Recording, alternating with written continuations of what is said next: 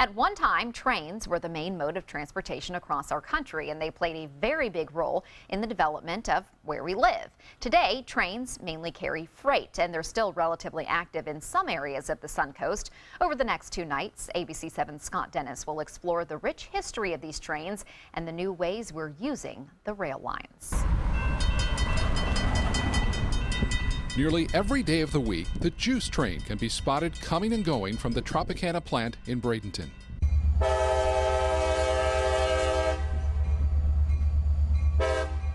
It's the most active train on the Suncoast.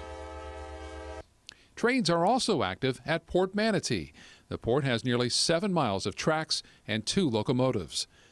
Rail use in Sarasota County is not so common, with only sporadic train sightings. In East Manatee County, you can find a window into the past. I love trains. That's why I'm here. Pat Masterson is the president of the Florida Railroad Museum in Parrish. He drives these old trains. Okay, so the reverser key is in, and if we want to go reverse, we would pop that way, and then we would throttle up. Transporting people back in time with weekend excursions to the museum's maintenance facility in Willow and back. Railroads built Florida. They built the whole country.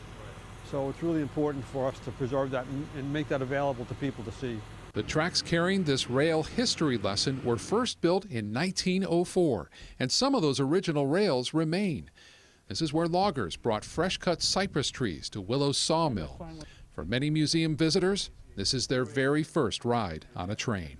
We still think it's important to have the old railroad cars running and on display so that people come here and they can see all of the things that happened here in the last century.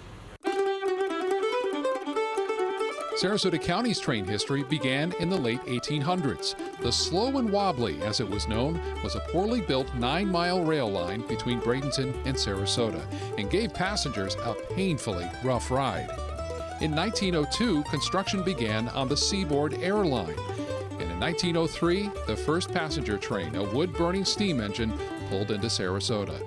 Making headlines in 1916, a train wreck in North Sarasota, the train's fireman was the only one hurt. When the Ringling Circus moved its headquarters to Sarasota in the late 1920s, near what's now Fruitville and Beneva, a spur track was built for the circus's train cars. Passenger train service to the Sarasota area ended in 1971. The local newspaper documenting some students taking one of the last rides from Venice to Sarasota, ending a grand era of train travel on the Suncoast.